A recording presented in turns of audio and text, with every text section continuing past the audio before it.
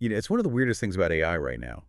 You can have a model that writes a beautiful poem or, I don't know, passes the bar exam, but then you ask it to do something that seems simple, like log into your company's system and rename a few files, and it just completely falls flat on its face. It's that classic gap between general knowledge and specific practical agency.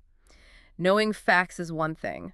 Actually navigating a messy real-world workflow with multiple steps, that's a whole different ballgame. Exactly. And that's really the core of what we're digging into today. We've got this fascinating paper from Amazon Science, just out this month, January 2026. And they're making a pretty big claim that they've found a way to bridge that gap, specifically for what they call asynchronous multi-turn agents. Right. And without needing some giant new model or spending a fortune on human trainers, the numbers are really what jumped out at me. I mean, they took a base model that was succeeding, what, maybe 39% of the time? Mediocre success rate, for sure. And they cranked it all the way up to 72%. Which, as we'll get to, puts it ahead of some very, very expensive proprietary models. But okay, before we get to the results, let's unpack the how. Normally, if you want an AI to get good at an internal tool, you do supervised fine-tuning, right? You'd feed it, I don't know, thousands of perfect examples of a human doing the task. Right, which is slow and expensive. And frankly, humans aren't always perfect.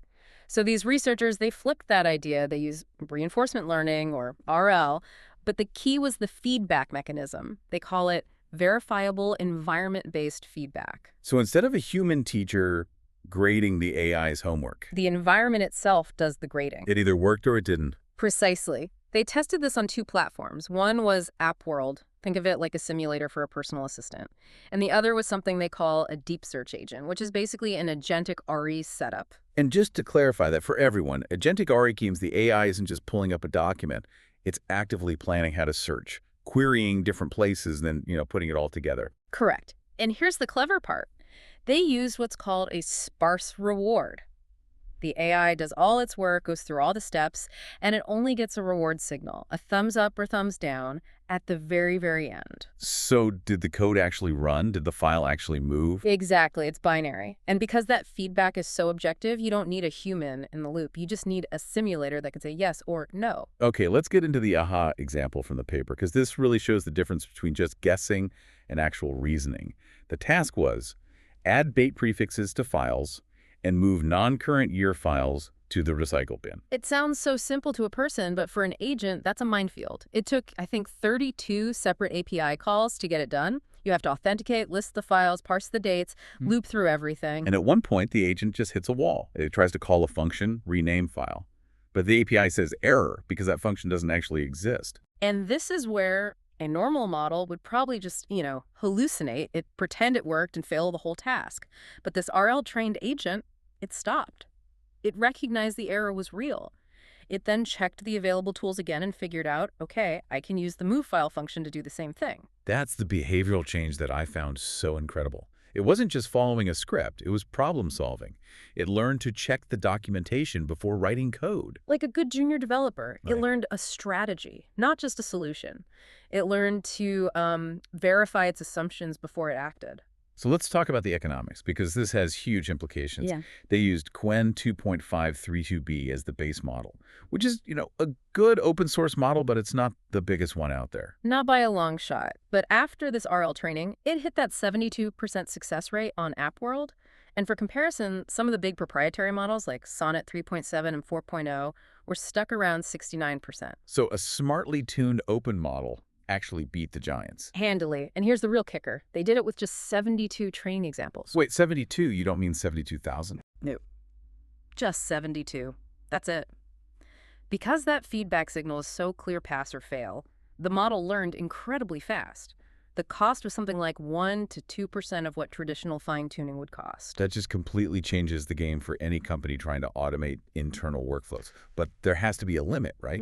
Did this work on the really small models? And that's where they did hit a wall. They tried it on a smaller 3 billion parameter model.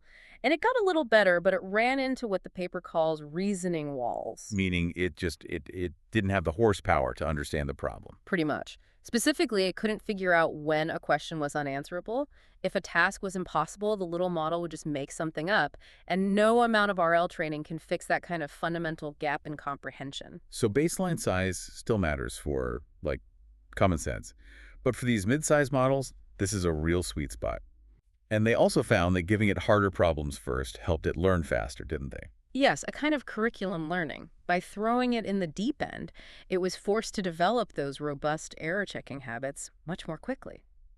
It's just a fascinating shift in thinking. We're going from a world of just feed the model more data to give the model better practice. Absolutely. It kind of democratizes this high-end performance. And if Yeah. you have an environment where you can verify success or failure, like a code compiler, you can train a specialist model to outperform a generalist giant. Which leaves us with a final, pretty provocative thought to chew on.